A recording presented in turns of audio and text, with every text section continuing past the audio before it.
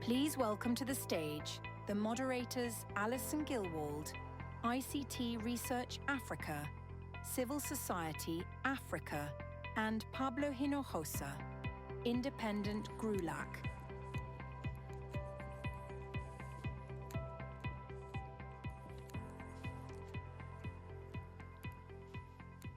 Hello, welcome. It's not a big crowd, but it's a good crowd, so that's important. And we also have not the ones present here, but online, and hello to all of them. And this is also for preservation, because we will be recorded, and I think it will be an important dialogue. So I want to welcome our fellow panelists and start a very good main session on emerging technologies and human rights. Okay? Great. Thank you. Let's call him in.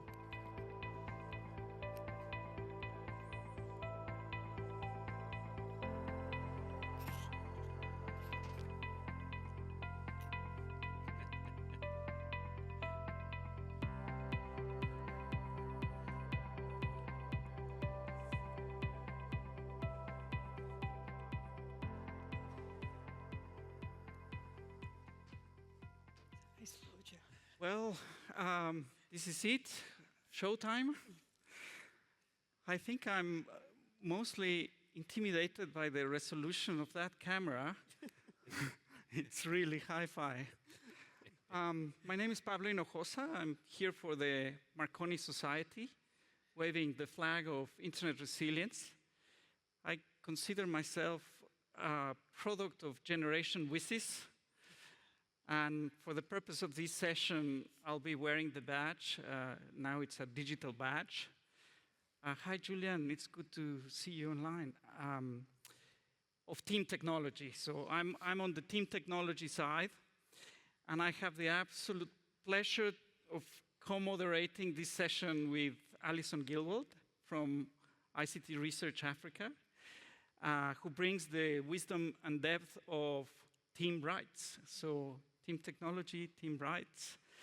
But for the record, we're not in opposite sides at all. I think the very point of this session is that technology and rights must be of the same group working together to shape a future that is inclusive and people-oriented. I think we all in the preparatory process agreed with that, at least. But hopefully we won't agree on everything, just on some things, and make this a good session. So we will have the difficult task of moderating this group, an incredible panel of speakers. For the session structure, we have 90 minutes, and we're going to split it in 3 parts. I'm not sure how many of you have read the brief of the session. It consists of 3 questions about emerging technologies and human rights. And we will rotate speakers across those blocks. Alison will be moderating 2 of the blocks, the first and the second one, and I will moderate the third. We encourage audience input in each of those blocks. My understanding from the producers is that there are some crosses in the hallways where you can pick up a microphone and you will be on. But please do not derail the discussion. Bring and be part of the dialogue and be very fast. We appreciate that very much. We will be closing with reflections and forward-looking messages. And that's on the logistical side. On the panelist side, I am really honored to be working with all of you. To my left, we have Pierre Boni, CEO of AFNIC, and he's also team technology, I think. I don't want to categorize everyone. I think we all should merge and converge. So for those that don't know, AFNIC is the .fr registry, the CCTLD registry, and he has brought a wealth of really good points into the session. Next, we have Rodrigo. Rodrigo Goñi es un miembro del Parlamento de Uruguay, amigo latinoamericano. He's a Latin American friend. He's the head of the Committee of the Future of the Commission. También vicepresidente del grupo de Rodrigo is president of the Commission of the Future of Latin America, and he participates as a parliamentarian. This is really important contribution. Together with Rodrigo, he's the executive director of IT for Change, a very well-known entity in the IGF ecosphere, and I think she's on the team's right. Working together, it's an honor. Peggy is super important. Your presence here, thank you for this. She's the director at the UN High Commission for Human Rights, and your expertise will be very welcome to help us frame and give adequate language to these discussions. Alex from Google, she will be bringing perspectives from the global policy side, and we're also very thankful. You're probably in a difficult spot, and that's part of the point of this, but we're really welcoming sort of the conversation. Julian, I met him online in the preparatory process. It's really an honor to have you here. You helped a lot with the framing. You were the one that says these are not opposing teams, so it's credit to Julian for that. He's in Prague. Are you in Prague? Yes, I am in Prague. Fabulous. My PhD. So Julian is at the Center for AI and Digital Policy, and I can only speak for the quality of your research. It's impressive. Please look for him online. So that's the panel. So we don't need to introduce the panel each time that we go ahead. So I think I got rid of all the logistics, and let's get onto the substance. What is this about, Alison? Let's frame the conversation. Thank you so much, and thanks for this great panel joining us today and all the work that's been put in so far. So perhaps just to start by saying I'm from Team People, so I'm not from Team Technology or Rights. And I think a number of people, some of the people on the panel, but also in the room, have been working for some time on trying to extend more sort of techno-legal understandings of rights and digital rights to more socio-economic, technical-legal, of course, but also socio-economic dimensions to this, and really talking about rights in a very people-centered way. And that's largely because conservatively, sort of 2 billion, 2.6 billion, but more accurately, about 4 billion people still remain offline. And often these discussions around digital rights exclude significant parts of the world's population. And even in those jurisdictions where there is some resorting to some kind of rights framework, people very often don't have the capabilities to exercise those rights. So even they exist on paper, how do we realize those? How do we make them more practical?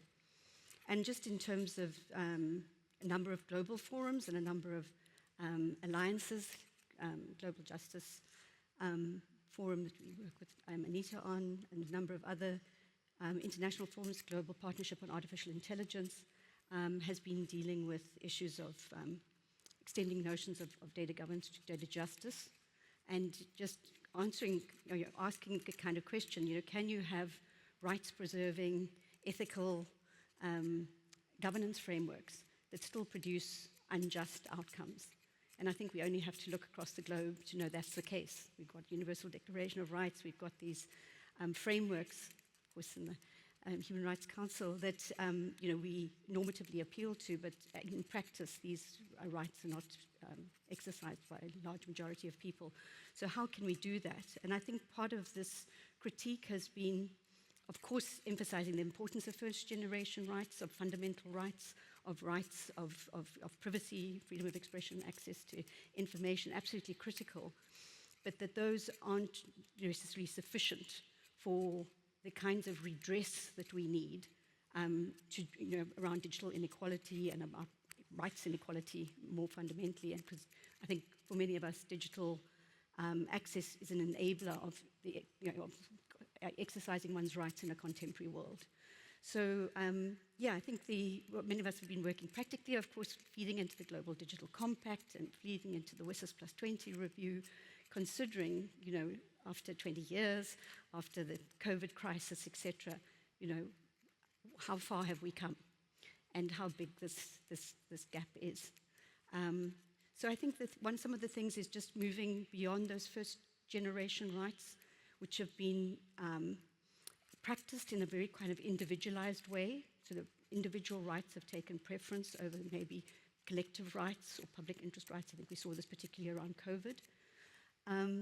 And then also, the more kind of systemic inequalities and injustices and rights abuses that one sees, because of structural inequalities and so that sort of thing. So I think extending, because it's not that those individualized rights aren't important, but extending those rights to look at some of the kind of collective implications of that. And then, as I said, extending that if one's really concerned about redressing the current inequalities we see from a rights perspective, is shifting that to second and third generation rights, so to economic and environmental rights that would allow people not only, it's not only a compliance framework for rights, but it's actually the kind of enabling framework that you would need for the governance of technologies to ensure that people can exercise those rights, enjoy the economic opportunities that are offered by, a digital economy and data society. And I think those are where the challenges are coming now in regulation. Really shifting, as I said, not doing it at all, but extending the personal protection kind of rights frameworks, digital rights frameworks, to non-personal powers, the power asymmetries we see in the data economy and data society. That's the framework. And with that, I think this is a very good scene to start a conversation. And Alison, we have the first block, the first policy question that is about how can we use existing international human rights standards and instruments by different stakeholders to be improved, to prevent violations and abuses, and how to make a digital environment that is well-designed and people-oriented. So that's the first block, and I will leave you to moderate it. Thank you so much. So in this first section, we have Peggy, Pierre, and Julian online to discuss this question that Pablo has articulated for us, focusing on these mechanisms of preventing and addressing human rights violations and abuses in the digital environment, but also how we can, I guess, maybe proactively or precautionarily, as has been mentioned in some of the notices here, anticipate some of these violations and how we can mitigate those effects.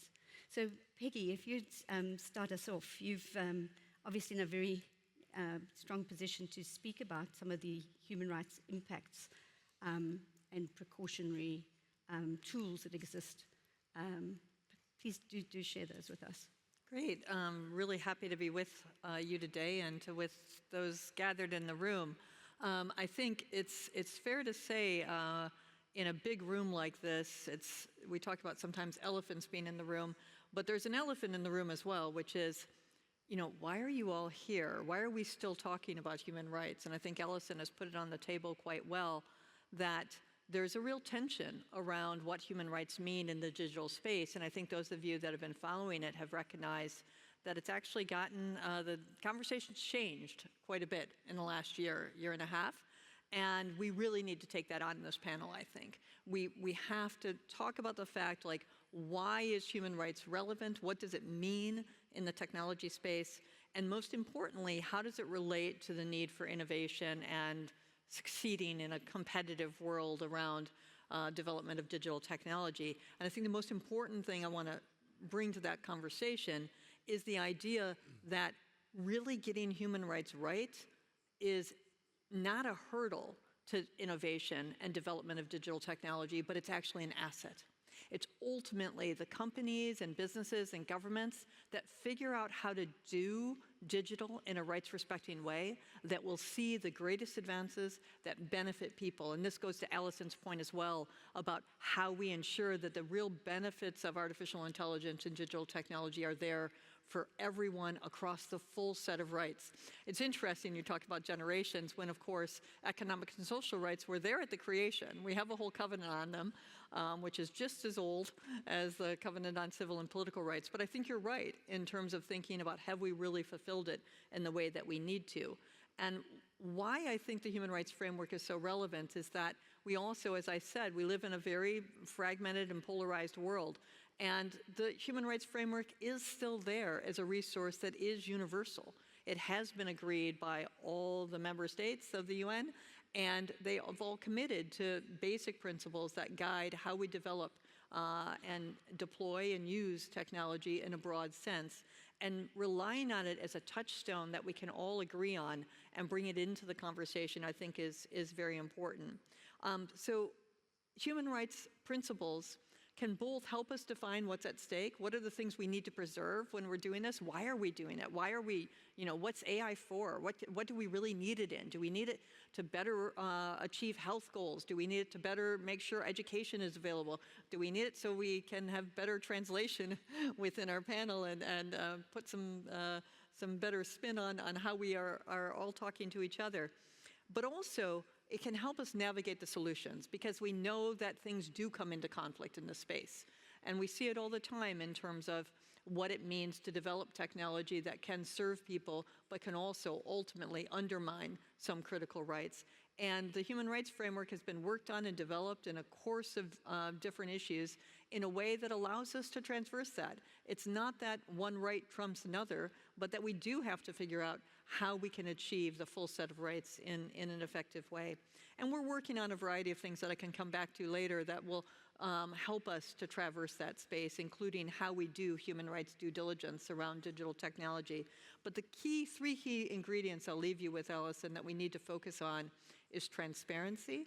So this means we need to know what's happening. We need to understand and have good reporting on how technology is being rolled out and used and how human rights is being evaluated in that context.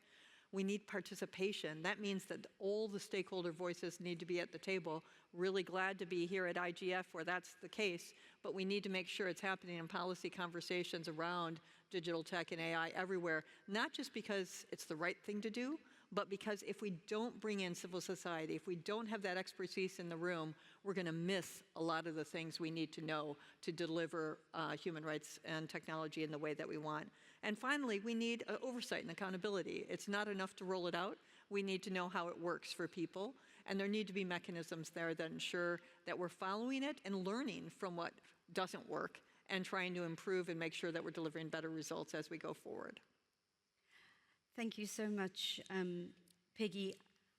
Just as a quick follow-up, could you speak about, you've spoken about accountability and of transparency and participation critically in this forum, but could you speak a little bit about some of the kind of institutional challenges that are there, that our kind of siloed attention to these rights frameworks, within a kind of legal framework, needing to be extended to these much more kind of dynamic, agile institutions that we need for this environment that we're in?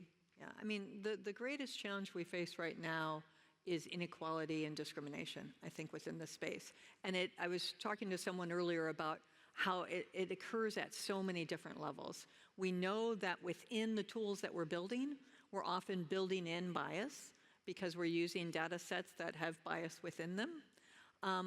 And that's sort of the starting point for the conversation. We're also super concerned about whether or not investment in AI for good is what it needs to be, and whether or not we're too driven by what can sell in a marketplace as opposed to what will deliver the most value to the people that need it most.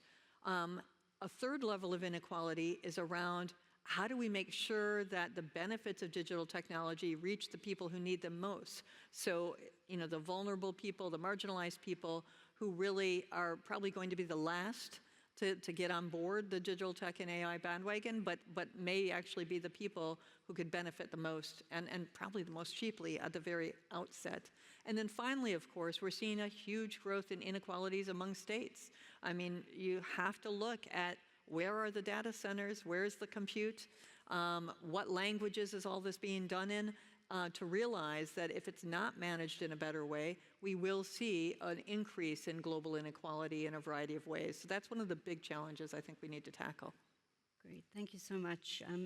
Pierre, I think that provides you with a useful rights framework to go and talk to us a little bit about, on the more technical side, about some of the infrastructure and access aspects of the technology as an enabler of human rights.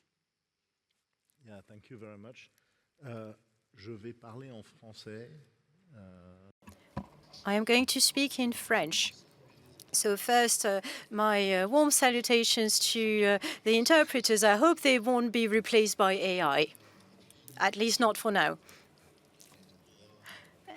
And in human rights,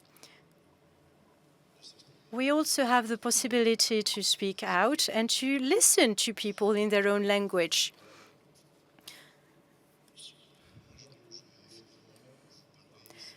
I would like to speak here about not something that is an emerging technology, but about underlying infrastructure of the internet that help these emerging technology to emerge, namely. And that's exactly what's happening. We have this dialogue between human rights, technology on the other hand, and the new technologies on top of that. And it's always good, I believe, to remind everyone that from the very first rollout of the internet, with its own internal character that Peggy mentioned, transparency of the protocols, multi-stakeholders governance, these qualities through access to population will help these people to exercise their rights. So it's not a solution for everything, that is true, but access to knowledge, to education, to law, to what is written in the law, the word of the legislation, the ability to upskill and gain more skills, everything is potentially reinforced by the internet. I am not saying that internet is going to solve all of our problems. And it's not just a question of being connected and all your problems disappear. But it is quite clear that for the last 30 years, the strengthening of these rights and the efficiency have been supported by the internet. A point of clarification. One of the rights which is probably most violated today is the right of access to the internet. Several billions of people do not have access to the internet. And internet has a possibility to make the rights efficient, and it means that some of the world population is in a very complicated situation. We've spoken about these people for many years, and the longer we speak of it, and the most violent it is for these people who are not connected. They're becoming more and more excluded as time passes. That's just one point I wanted to make. Another point, very briefly.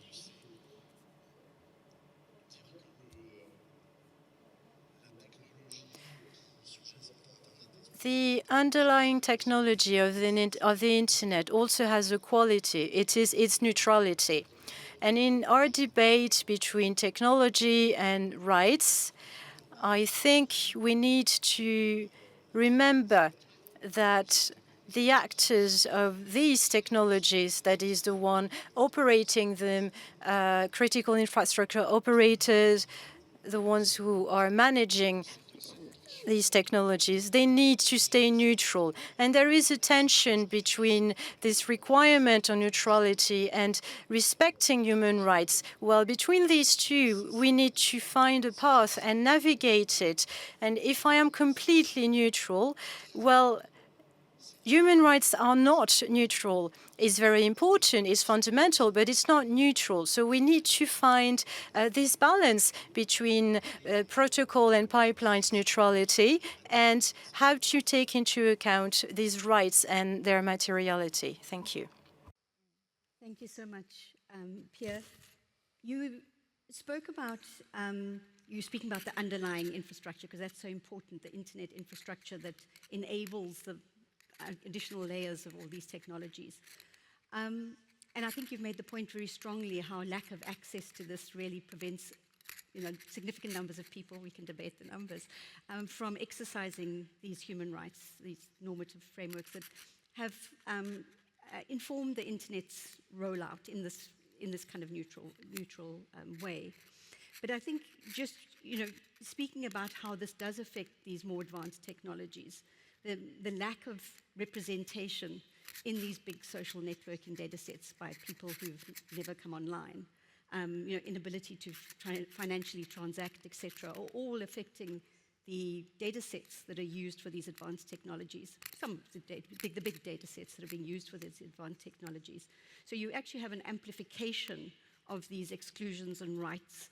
And I know you've been thinking about this even beyond AI and in terms of quantum and various other things, but perhaps just to make those linkages, because I think people often speak about that internet connectivity as a kind of black and white thing, but it's become, the digital inequality is no longer just a divide around connectivity. It's about what you can do, what you have the resources to do once you have that connectivity, how you can exercise, your rights and use ChatGPT or, to produce an alternative technology. Can you just talk to us a little bit about that? Oui, merci beaucoup. C'est effectivement important et ça a d'ailleurs été en partie. Yes, indeed, it's very important. And this was said earlier by Peggy when she was talking about data localization. The digital divide and the access divide is also seen on the ground in different regions and countries. The produced data that will be used to access these rights to inform people are not maintained locally, so they go somewhere else. And there you can only hope that when these data are given back to you, it will be done in a neutral way, in an efficient way, and indeed, potentially, you can be dispossessed of your cultural heritage, of your economy, because this infrastructure is not just pipelines. It's also data centers, as we said, and this infrastructure needs to be localized everywhere in the world and not concentrated in specific countries. So the topic of the AI is not such a recent topic. We talked a few years ago about big data at the IGF. We were talking not about AI, but it was the same thing, basically. For the last 10 years, we're trying to hire data analysts. And if you are in a country where you have no data, there's no point hiring data analysts. So it is a vicious circle. It is still a problem that has been rampant for the last 25 years. And things are progressing, that is true, but it's not something that is behind us. And the more internet and the new technologies such as AI, etc., are bringing good things, the more these divide is absolutely scandalous. Thank you so much for that. And I think that takes us to Julian. And Julian, you are also going to talk to us a little bit about human rights impacts, particularly on AI systems. So I think a good segue from our input from Pierre. But also the bridging the gaps that we've got on some of the standards and implementation that is affecting the ability to safeguard rights. So if you could just come in on that, please. Yeah, thank you, Alison, and thank you very much to the organizers for having me on this panel. So, so at the Center for AI and Digital Policy, we're a big supporter of international frameworks on AI and AI governance and AI policy that also support fundamental rights. And so one thing we often highlight is that there already are such frameworks out there, such as notably, for example, the UNESCO recommendation on the ethics of AI that have already been adopted by all 194 UNESCO member states. So practically all countries in the world have agreed to it. And UNESCO actually also has developed certain tools to help countries to implement these recommendations, as so notably the readiness assessment methodology, so to assess their national frameworks and ecosystems about countries, about whether or not they are ready to apply the UNESCO recommendations. And then there's also the UNESCO ethical impact assessment tool that can be used to assess like the impact on rights across the AI lifecycle. And at the Center for AI Digital Policy, we're a big proponent as well for human rights impact assessments across the AI lifecycle. And also we see as well in certain jurisdictions such as the EU, like the EU AI Act, also mandates rights impact assessments for high-risk AI systems. And then there are countries like the Netherlands as well, where there already is pre-existing rights impact assessments mandated by law for AI systems and algorithmic systems. And then in terms of sort of like how things can be improved and building capacity. So again, there are also existing efforts that are ongoing at the same time as this, for example, at the same time as this Internet Governance Forum, there's also the UNESCO Forum on the Ethics of AI that's currently ongoing in Thailand.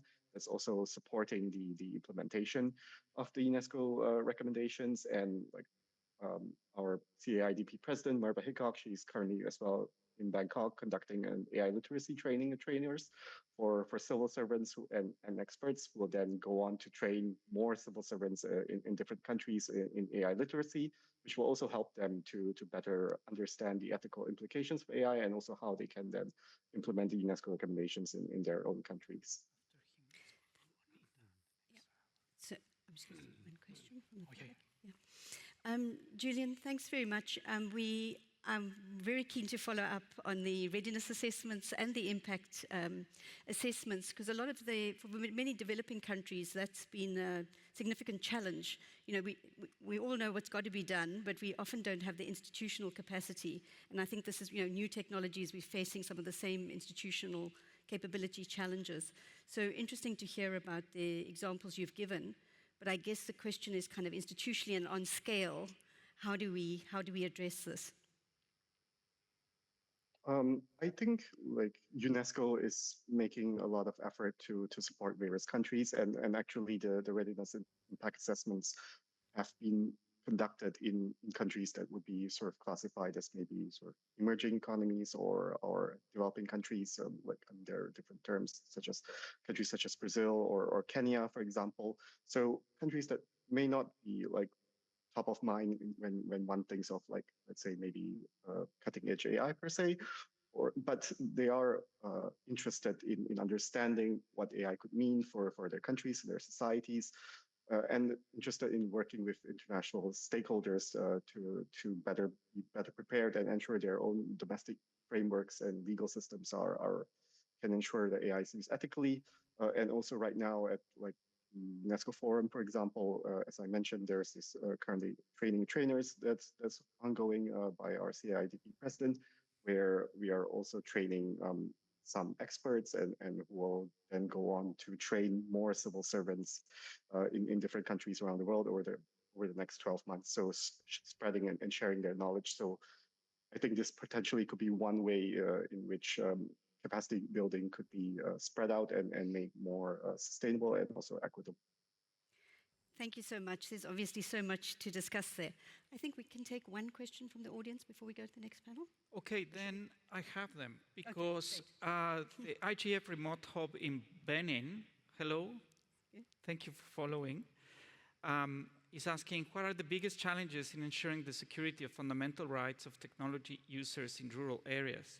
And I will also mention the question from Timothy Holborn. How are you, Tim?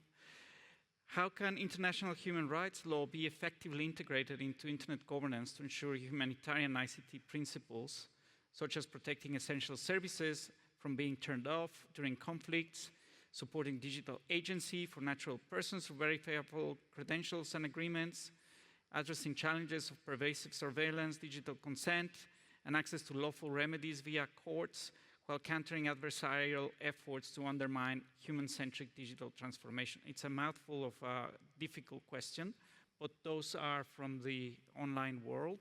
Is it okay if we throw them? Yes, let's take the panel. Yeah. Okay, who wants to take them?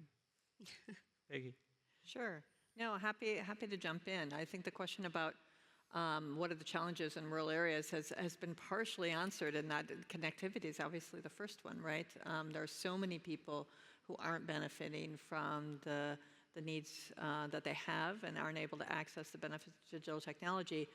But I'd also throw in there an accompanying problem that doesn't get as much focus is the impact of internet shutdowns.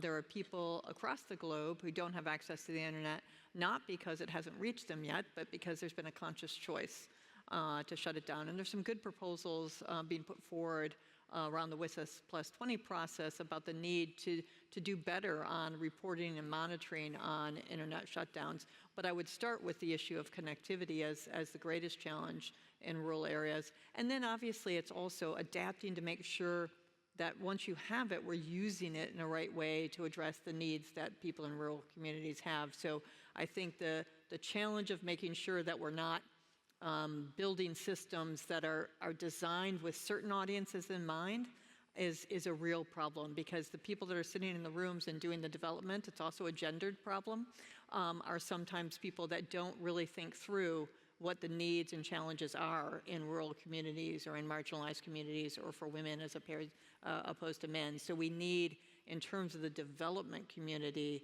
the ability to bring in the expertise that people have about their own needs and how to best meet them is an important point, I think. Thank you so much, Peggy. I think both of these questions really relate to all the panels and questions, so perhaps we'll move on to the next panel. I think that would be really good. Yeah. Yes, I think we can go into the second question. And then when we get some more questions from the floor, the first panel can also answer some of those. Sounds good. So we sort of rushed you through those. But the second block of this discussion was really focusing on balancing innovation, access, inclusion and rights, and very tied, of course, to the first one, and of course to the third one as well. But here we've been a bit more concerned with the adoption of the adoption of these new technologies increases. How should different stakeholders balance questions of innovation, access, inclusion? These have often been presented as tensions, regulation and innovation, and I think there's an increasing realization that under certain conditions, you need to govern in order to create the conditions, equal conditions for innovation. And I think we only have to look at the concentration in markets around innovation that we currently see.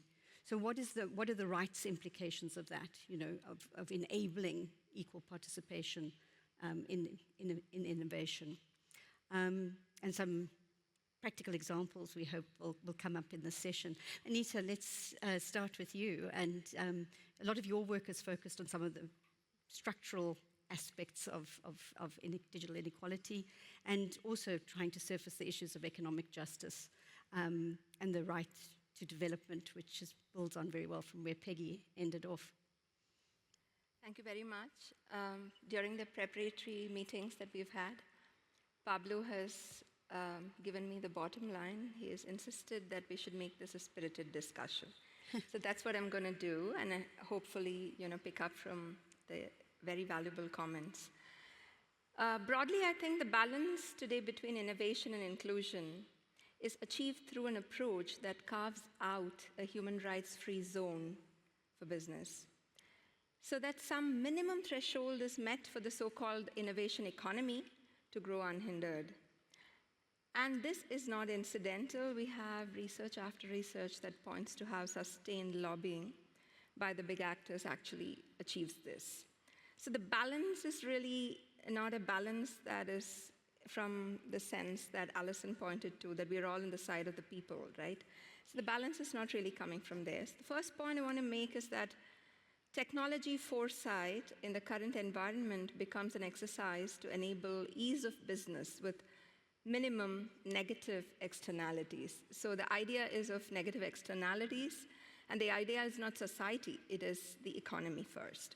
Just as an example, and although this will be true for other regions as well, EU scholars have shown how the GDPR's balancing act between privacy and the data market has ended up leaving serious gaps in relation to algorithmic profiling, for instance, and what it does to user autonomy, which is now trying to be fixed through the DSA, the Digital Services Act, and the DSA is struggling to fill those gaps. So it's not as if the problem was unknown to us. We always knew the costs of surveillance advertising in terms of what it does to decisional autonomy, but we still ignore the risks of this model. So the social harms and injustices are somewhat baked into the pathways of innovation. They are never fully acknowledged. And as civil society, as concerned bureaucracies, in fact, competition commissions in many countries, as ethical technologists, we have painstakingly put together evidence to mobilize opinion around the evidence, but policy ends up going from one fix to the other in some minimalist way without really transforming things. So you're just tweaking things at the edges. So to do things differently, we need to envision the macroeconomic context very, very differently, and we need to answer the question, how can data rights bring new capabilities, new opportunities for social innovation?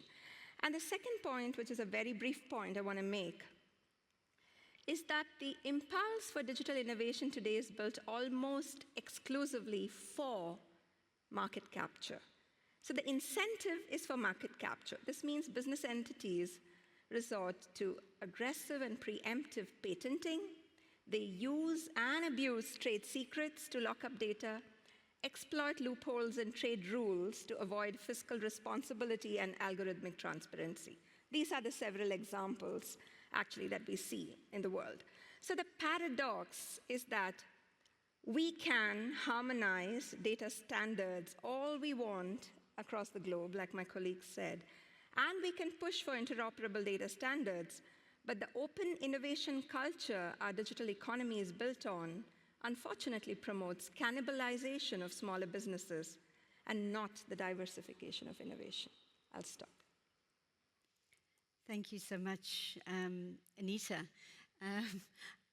Alex, perhaps you can pick up that challenge there. Tell us a little bit about what efforts you have undertaken to promote human rights in that innovation context, and of course in that open innovation culture. Sure, thanks for the question, and great to be included in this dialogue today. I think where I'll start is just to say, I think, I'm proud to be at Google, where we are a company that is committed to human rights, and that is not to say that we've got everything perfect, but it is, I think, an important step for any company to take to, as a baseline, say that you have a commitment to human rights, which really should be grounded in the UN Guiding Principles on Business and Human Rights, and if it's not grounded there, then I think the company has a long way to go. So that's a baseline for how we think about these issues. And specifically when it comes to AI, across the company, we are really focused on and hopeful about the benefits that AI can bring to everyone, individuals, consumers, communities, businesses, governments, services. So we see that potential, and that is what we are innovating to hopefully improve and bring technology to. Obviously, there may be risks, and we are very focused on that. And so internally, our leadership talks about this to everyone who works at Google, and they say this externally as well. We're focused on being bold and responsible when we innovate. So when we innovate, we are looking to push the envelope, to develop new things, to take on new challenges, and in doing so, making sure that we are having an approach, using standards to address the risks, and having human rights be an important part of how we think about that. Another piece of this is really that there is a role for individual companies to think about how human rights play a part in their own work, and then how we work together as an industry on that, and then how we do so in concert with our partners at international organizations and civil society and with governments as well. So there's a role for everyone in this. For our own part, we are focused on ensuring that we have policies for how we do training, have policies for how we think about what outputs are allowable and preferable, policies for how our products are going to work. All of those things are ways that we need to take responsibility for the things that we are developing or deploying through our products. We also have frameworks for how we think about, obviously, how we integrate human rights across our product suite. And then we have a set of AI principles that are, again, how we think about our own work. Obviously, though, we think that this work is so important and pervasive across the industry and globe that any individual company should be doing this. But there is an important role for regulation, that AI is too important not to regulate, but that needs to be done well and smartly. So in that way, we are engaging with civil society, international organizations, and government about how that should happen. Pre-existing standards that we already have, from the UN guiding principles to work happening at the OECD and various other places, those are standards that we should be using as a baseline for how we think about this and should be informing regulation. So there's a lot of good stuff out there, and we really are, and everything is moving fast, but we are in sort of early days, and I think ensuring that we're not reinventing the wheel, but taking the frameworks that we already have and integrating those is the most important way that we can proceed. But again, I think, creating a level playing field for the industry is really important, and human rights must be the baseline. And I think a company that is not explicitly committed to the UN guiding principles cannot say that they are responsibly developing AI. Thank you so much, Alex. If I could do your follow-up question again right after that. Could you give us, you've spoken about, Google's very aware of the risks associated with this, human rights risks associated with this, and that you've got certain policies and training and frameworks in place. Could you give us a practical example? What do you see as the biggest risk? How are you mitigating that with these training frameworks? If you could identify one, I know there are multiple. And then if you could just, you said regulation of the industry is important. What do you see as the biggest issue that requires regulation? Sure. So one example I'll share on the sort of risk side is obviously around things like deep fakes or synthetic content that is manipulative. That's something that we are very concerned about. We know many governments and members of civil society and others are concerned about. So for us, we sort of do a few things. One is we make sure that when we're thinking about how technology gets integrated into our products, we're thinking about how to flag things for users so that they can identify this type of content, right? So on YouTube, we have content creators creating basically indicators on the content to demonstrate where something has had AI manipulation or the use of AI in the content to help people understand what it is that they're looking at. There are obviously many challenges with that, but it's a way that we're thinking about how we can be helpful to people as they're engaging with content. Another example is through Google Cloud, we created something called SynthID, which is a way to sort of watermark content to identify its essentially provenance, so you know where it comes from. That's another way that we're thinking about how people can figure out what is authentic content or the provenance of content and where it comes from. That's what we've done on our own and what we're putting out there in our own products. We also do this work in concert with other colleagues from industry and civil society with the Partnership on AI and C2PA, where we're thinking about protocols around this. So that's just sort of one area where we see challenges related to AI and where we're working in our own products, and then certainly with others across industry and other sectors to hopefully improve and address the problem. When it comes to regulation, there are a variety of things that we think about when we're thinking about what could be useful in terms of both preserving the ability to innovate while also making sure that we are maintaining standards related to human rights. So in particular, that is making sure that we have sort of a proportionate risk-based framework. that's focused on what are based in actual likely harms, so that we can have tailored regulation. We can always sort of improve and iterate later, but broad, vague regulation at the outset, I think, is both harmful to innovation in this area and really, I think, doesn't help us have a narrowly tailored solution to the problem. Also, differentiating between types of actors. Regulation should be distinct between what are the responsibilities of a developer, a deployer, or an end user.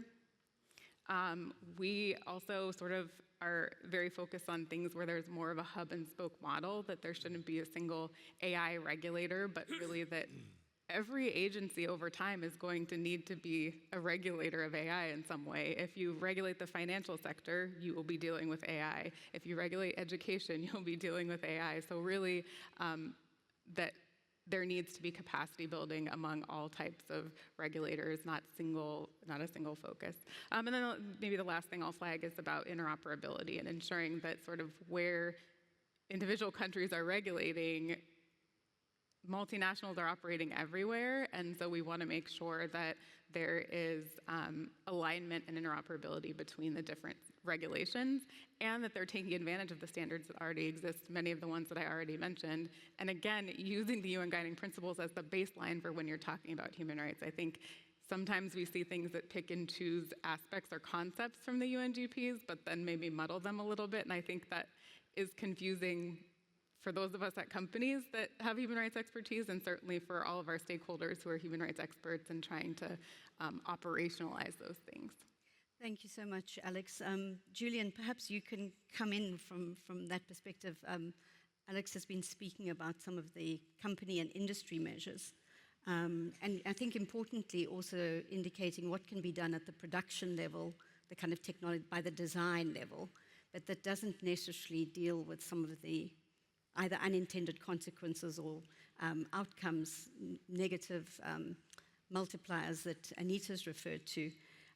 What do you see more broadly as some of the challenges, and particularly the work that you've been doing around internet governance as a kind of underpinning, if you get that right, for AI? Yeah, thanks, Alison, for the questions and so on. So just again, like more broadly thinking about this theme of innovation, human rights, and so on. So, and coming back again then to the UNESCO recommendations. So something that CIDP strongly supports as well as the idea of sort of red lines against certain types of practices or AI systems that could result in gross violations of human rights or fundamental rights. And these are not just like ideas from civil society. So for example, like UNESCO recommendations already recommends prohibitions of AI for social scoring, AI for mass surveillance. It also recommends the consideration of environmental impacts for AI, because AI also has like a material dimension. It also requires resources of various kinds. So and these are recommendations that countries have already agreed to. So now like next step is to implement them. And we've seen, for example, in the EU, there is now the AI Act that prohibits certain high-risk AI practices.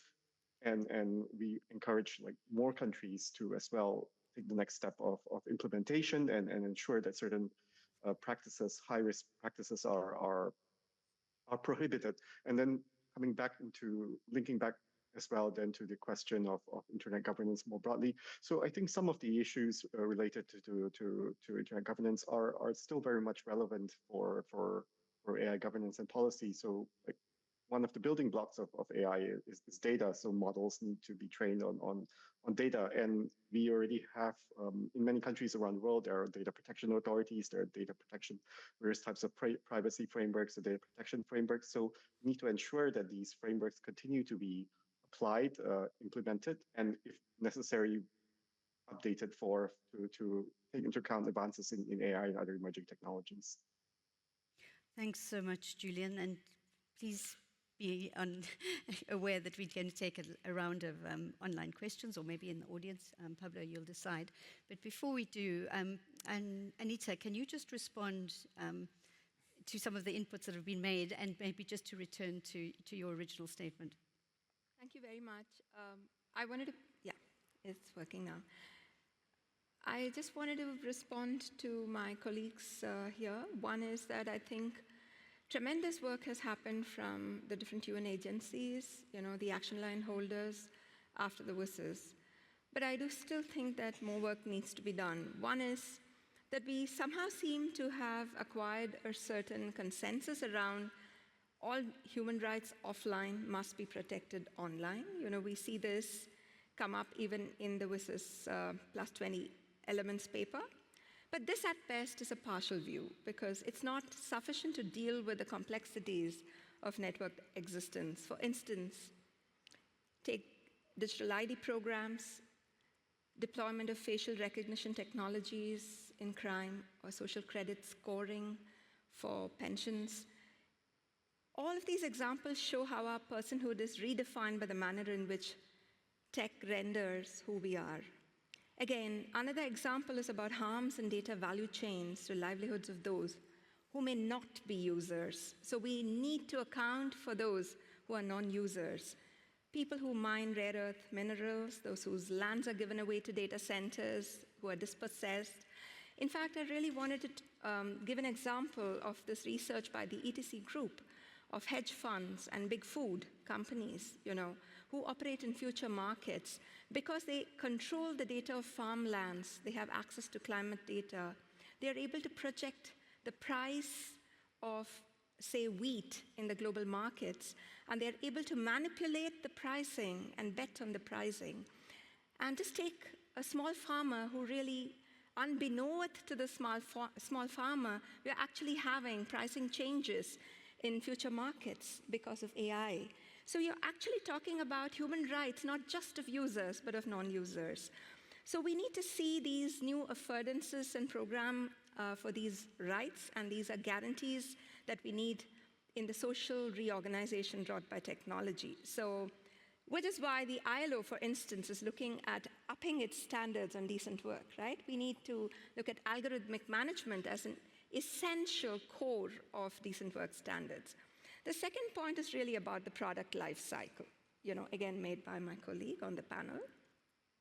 And I think that looking at the product life cycle is not adequate because we need a wider societal view of innovation, a kind of Karl Polanyian view, which is that we need to look at AI, we need to look at the AI economy as always embedded. So this idea of an always embedded economy, meaning an economy that's embedded in society and social choices, and not the other way around, right? We look at society as embedded in economy and try to tweak, right? So there's also in para 22 of the GDC a call to the private sector, which really is about voluntary responsibility. But I think in the global political economy of things, if we want to move from data extractivism to equitable knowledge economies and pluralistic knowledge societies, we may need other more compelling tools as a global community to bring greater accountability to private actors than soft exhortations. So lastly, I just wanted to say that the WSIS Plus 20 Elements paper in Para 78 talks about how many developing countries continue to face significant barriers in harnessing digital technologies due to limited technical expertise, weak institutional frameworks, and constrained fiscal space. For a long while now, I have been very, very exasperated with this kind of characterization of developing countries. It's not as if these constraints are because we are inherently lacking. These constraints emerge because of the context, and they are not ahistorical. They are not because of any inherent deficiencies in our societies. They are manufactured by an extractivist economics. Look at the debt burdens on about 45 countries. And this kind of extractivist economics is historical, and it's also baked into the digital paradigm. So the bottom line is whether there is international courage, not just political will, to remove these constraints even as we enable capacity building. And I guess all governments need capacity building. So I would really want the elements paper to acknowledge that these are not constraints that are owing to these developing countries. These constraints are manufactured. So that's something that we really need to remember. Thank you, Anita. Let's go to the audience. So there are 2 microphones, and I barely can see you. So please stand up if you have questions. Please. Okay, thank you. My name is Agustina. I will be speaking Spanish. La pregunta es... Yo soy, I'm Altina. My question is on the regulations and the tension between innovation and the respect for human rights. One thing that I found interesting is that companies have to have a special policy on human rights. That's strange. It's evident, isn't it? You have to respect them. That's just it. Now we have a parliamentarian here. I'd like to know, what is the vision? How do you see things in Latin America, for example? Fazili Meigo. My name is Christian Fazili Meigo. I'm from the Democratic Republic of Congo, the DRC. My question relates to the renewable tech relies on Congolese cobalt, as you know, which is mined by children, with vulnerable children. So how can the precautionary principle demand ethical supply chains before labeling tech as green? The second one, how should the precautionary principle mandate ethical supply chain audits for AI developers before deploying models? And how do we enforce this? Thank you very much. Thank you very much, Christian. And Mallory. Hi, everybody. Mallory Nodal. I wanted to just reflect on my many years of experience in internet governance, particularly in standards bodies, because what I've recently realized is the role of regulation in helping enforce some, obviously, use of human rights tools, but that standards also plays a role there. So I would love to hear folks' reflection on what I feel like is not so much emerging anymore, because for myself, I've been doing this work maybe for 10 plus years, but it's definitely a strengthening of this idea that internet governance, in particular the development of technical specifications in an open, multi-stakeholder way, has found alignment with regulation that can really enforce the adoption of good standards, hopefully in service of human rights. So the work that you are all doing, and anyone who has reflections on that, I think it would be really nice to hear. Thanks. Thank you very much, Mallory. So, Agustina, we will wait for your answer to come in the third block when Rodrigo will speak. Muchas gracias por tu pregunta. Christian, thank you. I would like to ask if someone from here would like to take that one. And Julian. And Julian as well, of course. And Mallory, a very important one, because there is this element of protocols and discussions about, let's think about it from the start, and I think that has been also part of the conversation. And we have Tim as well. Tim, thank you, because I know that he is in Australia and following it at a very odd hour, so that's very nice. I will not be able to read all of what you've written, but please join online to see very important comments from Tim. Let's go ahead. Maybe Anita, you can start with. Thank you very much. I just wanted to address 2 points. The first one is about the precautionary principle. There are people on the panel who may know more than me, but I would certainly like to agree with you and say that the larger implications of an intergenerational ethics also implicating planetary well-being should be programmed into the way we look at AI ecosystems. So we are looking at value chains today in a very, very limited manner. So you have these due diligence rules for the EU, for OECD, but all of this really look at a very limited idea and understanding of harm. And I think that we should move beyond the product to understanding people, understanding intergenerational justice, and understanding planetary boundaries. The second one is to Mallory, and I think that it's indeed very important to, if I understand your comment correctly, I think it's indeed really important to bring progressive values from the technical community around openness and interoperability, into regulation in an appropriate way. But I just want to caution here that we should neither over-valorize interoperability nor demonize fragmentation, because I'm just reminded now of President Trump's administration and the big, beautiful bill, where every data set is sought to be integrated and made interoperable. I would really caution against wanting to apply these very important technical values, as my friend here said, into our future regulation, but do so in a very context-specific way. And contextual integrity, therefore, matters very much when we speak about technical values, because there are also larger political ideals and values, constitutional principles that we have to abide by. Thank you. Peggy. I just want to add in on the point about supply chains raised by the gentleman from the DRC. I absolutely value Anita's comments about the broader framing that needs to be there. But I also want to emphasize that there are tools that currently exist that could have a significant impact if they were actually used in the way that they ought to be. And the reality is that we do need to create the right types of both incentives and disincentives for companies to actually do the risk assessment that needs to happen to ensure that those supply chains are not using exploitative labor in the way that you've talked about.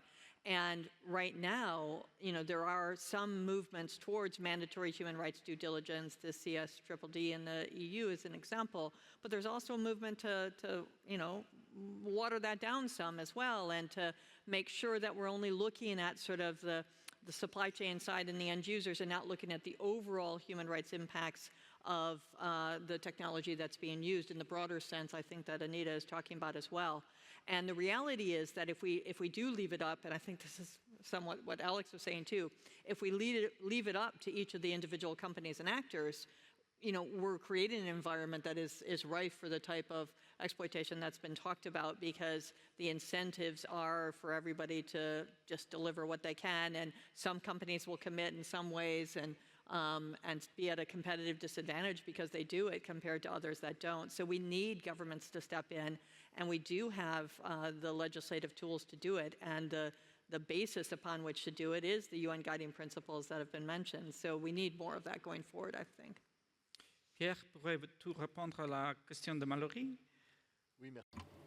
Pierre, could you answer Mallory's question? Yes. To pick up on the integration within the standard development, which are issues linked to human rights. On that part, I might be a little bit provoking, but in the AFNIC, we are within the technical community, and we do not like technocracy. For us, technical community, it is not up to us to determine how to best protect human rights in standards. It's not our work, it's not our role, and we do not have this competence. It's not up to us. We've seen several of these examples with the UTF. We've seen several works, and on the RFC, the PFC, Press for Comments. And we've seen biases that were absolutely unexplainable, and people had goodwill indeed. They said the more intermediaries we have, the more dangerous it is, and nobody knows why having middlemen is dangerous. I do not know who said that. Maybe somebody wrote it, and maybe somebody wrote it at a time where they were having problems with middlemen. And at the end, it's a standard. So I think that's a dangerous path. I'm not saying that technology is so neutral that it should not address fundamental aspects of human rights. But imagine for a moment, imagine that we could guarantee these rights through standards and protocols, I think is wishful thinking. And if you avoid difficult conversations, well, difficult conversations are the assessments of technologies, what kind of harmful impact they can have. How can we go back in time and try to limit these harmful effects? So we can't, by design from the start, solve all problems. It's a techno solution which does not work. We've seen it in all history. It never has worked. Voy a hablar en español. Creo que sería bueno. I'm going to speak in Spanish. I think we should move forward. And we have Augustina's question, which is to do with the regulatory part and the policy issues. And I think in that sense, it would be appropriate to give the floor to Rodrigo. I'd like to hear your view on the legislative work. It's preliminary, or is it post factum? So what comes first, the chicken or the egg? Which way should it go? Well, that's good, because before the last technological revolution, what the parliaments used to do were to, after they had all the problems on the table and the problems had consolidated, that's when the parliament acted. Publicly, the parliaments would wait and see the behavior, the problems well defined. But that's only then where the parliaments would look at the problems and try to correct them. But what happens now in the current context is that there is a permanent change, constant disruption. We can't behave that way anymore. We can't attack the problems that way anymore. If the parliaments want to have a role as a player, proactive role in the defense of human rights going forward, and you have the two phases, don't you? You have the protection, which is a duty we cannot avoid as a parliamentarian. It's our duty, just the way it is. Google doesn't care. But Google's function is just to develop technologies. We all have our different fields. The role of parliaments that they cannot escape is to protect the human rights. Human rights means protect people against harm, but also to facilitate that they exercise. We talk about access, for example. We talked about companies being able to develop. Well, that's where the role of parliaments is not only legislative, but also handle the resources of the country. So if we really want to expand the technological capacity so that everyone really can develop this technology, well, then that's a first push from many parliaments to act. What I'd like to say the following. If parliaments, well, we can also be substituted. We have discussions in the parliaments that are quite heated. We are also threatened by being substituted. We'd have AI would be much better than us. We are MPs, we discuss all day, full day, whole weeks. AI would do that much more quickly. But where I'm heading is that if we as parliaments really want to fulfill this basic role that we have, fundamental role, we have to change the paradigm. The paradigm for parliaments will have to change towards being proactive from being reactive. It doesn't make any sense to run after technology, and changes will always arrive late and in the wrong door. Because we want to hurry up, we'll just forget human rights at the other side of the door. But we have to change the paradigm. It's the following way, for example. We've all discussed all day and yesterday the local against the global, rights and laws as opposites.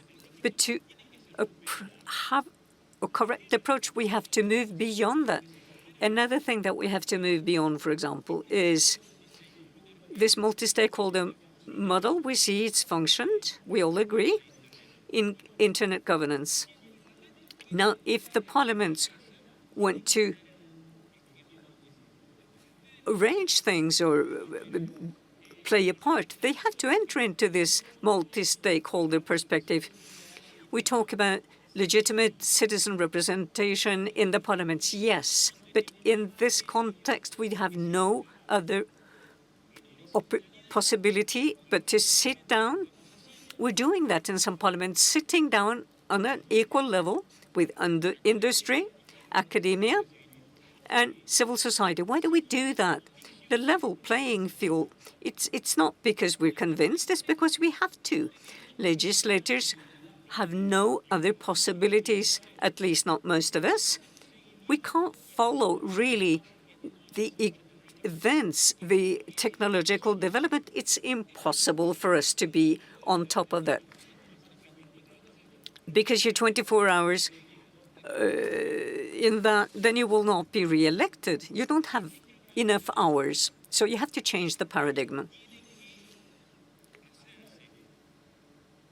You have to do this in the parliaments quickly, because you all agree that we need regulations, except maybe some, we know what voices we're talking about that confirm the rule of the exception. Everybody else agrees that we need not local regulations. We're quite clear we need global regulations that, of course, will have to take into account this multi-stakeholder perspective, and it will have to involve local parliaments, because citizens will not allow parliaments to stay out of this. I'm about to finish, Pablo. We have to do this with an anticipatory focus. We have to be flexible. We have to have a focus that allows us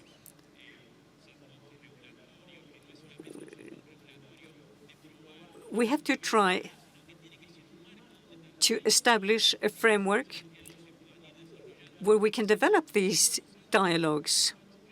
We have to have a sandbox, a regulatory sandbox, which is much wider, much bigger than we've had so far. So we can test out things, but on a much bigger scale. We have to do this, Parliament. Otherwise, human rights will be breached, not only the second generation rights, but also the first generation. And also, the risks are very grave. If we don't do it now, in the way I've described, probably will arrive late at the party, and problems will be of such a magnitude that we will have these very brisk shifts that are much more harmful. In the need to start wrapping up, I really liked, there is a lot of reframing here. I'm so sorry, just 1 second, please. I hope I can give you a chance, but we need to start wrapping up. Can you do it in 10 seconds? Okay, let's do it. Go, go, go, go, go. Yes. Bonjour, mon nom est Asuju. Hello, I'm Asuju. I would like to make a contribution about the neutrality of the internet, because I see it in a different way. In Africa, the question of the internet neutrality is a different one. I come from Senegal, and there was a pre-electoral campaign. There was a lot of internet campaigning. And where is neutrality in this case when we did not always have access to the internet? Yes, and I also have Christian's question in the air. I think we need to start wrapping up. I would like to start with Alex, followed by Julian, followed by Anita, and hopefully we can have a chance for the others to just complement what are the key takeaways of the panel. Alex. Oof. I'm putting you on the spot. You are. Yes. The key takeaways. I mean, I think for me, it reinforces all of the ways in which we at companies need to be engaging with everyone in civil society, international orgs, legislators at the national and local level to ensure that we're getting this right. And not that it's attention, but that there is a lot of work to be done to figure out just how we get this balance right. Thank you, Alex. Fantastic. And Julian, would you like to address some of the questions? Think about Christian and our last person from Senegal. Thank you. So in terms of the questions from the floor and the last question and so on. So here now I'll speak just on my personal capacity, not as CIDP. So personally, I'm sympathetic to what Anita had raised around some of the broader systemic concerns. I do think we need to think about them. I don't think these questions about digital rights, internet rights, AI governance, and so on can be divorced from, let's say, broader concerns around like justices or inequalities, inequities in the economic system, the global economic system that result in things, for example, inequitable internet access in countries like Senegal, just like the lady just mentioned. And there are ongoing conversations this year, for example, around debt forgiveness, debt justice. I think these are things that are worth thinking about, that the international community should think about. And also there are new challenges emerging as well, such as, for example, that many emerging countries' debts are now increasingly being held by private stakeholders rather than necessarily like traditionally other countries or multilateral development banks. So I think these are like, so I think one broader takeaway I would say is that AI policy, internet policy is interconnected with other policy domains and I think systemic concerns, and we need to think about them as well. Thank you. Thank you, Julian. Just to add into the complexity, Elaine Ford, she is online and she's talking about the international cooperation that has been drastically reduced. And I think that's another part that we need to understand, also along significant cuts in funding and grants that have been traditionally provided. So that's another situation that affects, in particular, the Global South. That's Elaine Ford. So if you can thread that into your comments. Anita. Thank you very much. I wanted to make 4 points very quickly. The first is that we know one thing very clearly now, that we don't need models to be universal. We know that universal models can be totalizing and detrimental to diversity. So the application of AI can enhance development autonomy if local communities are put at the center.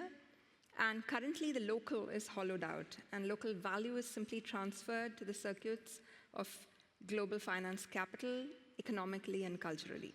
So there are 4 things for public interest governance. The first takeaway is that public interest governance is not just about harms mitigation. It's also about responding positively to societal needs, the new paradigm, so you spoke about, for intergenerational justice. Secondly, public interest governance must respect what Pablo just mentioned, the spirit of international solidarity, extending accepted values that some of my friends in the audience spoke about, borrowing from environmental law, such as the precautionary principle, but not only. There are other environmental law principles, the concept of polluter pays. So if you cause misinformation, you better pay. Ideas such as common but differentiated responsibilities, that comes from environmental law. The third point is that we really need public interest governance in AI to recognize, as I said, that technical norms cannot become automatic stand-ins for political norms. Take the instance of openness.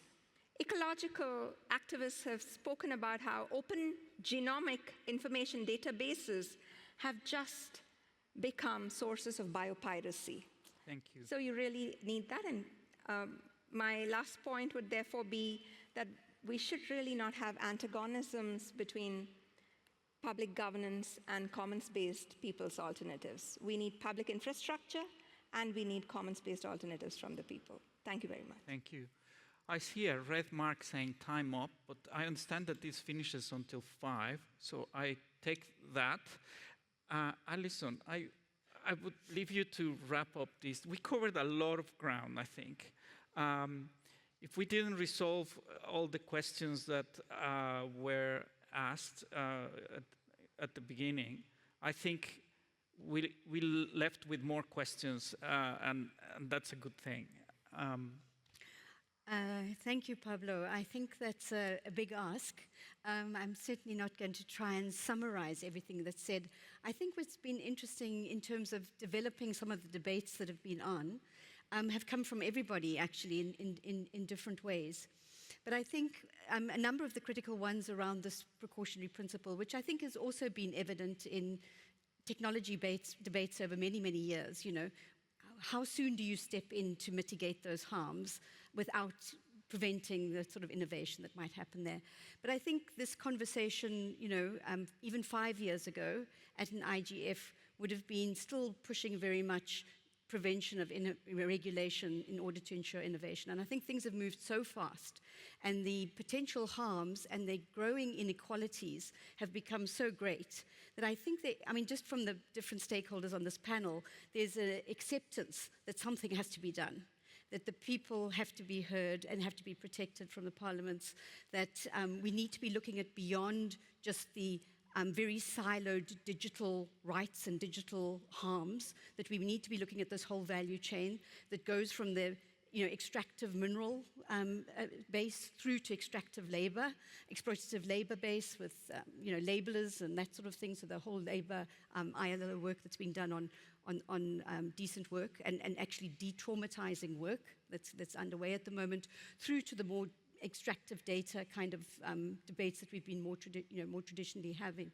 But I think the important points too that were made here about enabling equal participation. So it's not only about harms mitigation, it's about ensuring access to what is actually public data that might be proprietorially held in a way that protects individual rights and those harms that can arise from just open systems.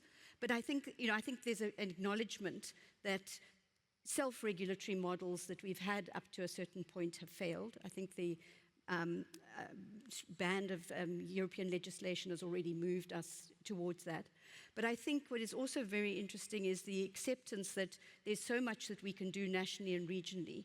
But ultimately, because these are highly concentrated, big global companies that are, dominant in this area, that it's going to require some levels of, high levels of global cooperation if we're going to resolve this, and that needs to be done in a way that really reflects voices and vision and views from the global south and from different multi-stakeholders, because some of that work has been happening at the global level, but it's tended to be either multilateral high-level government with not a lot of multi-stakeholder participation, and then the multi-stakeholder participation has been in these more non-decision-making forums. So I think connecting that also came out very strongly in the different views and panel were there. So much more and such interesting comments, but I think we have to leave it there. Yes, it has been an absolute pleasure. Thank you for those that endured the 90 minutes. And we will be online for the rest of the next decade or so. Thank you.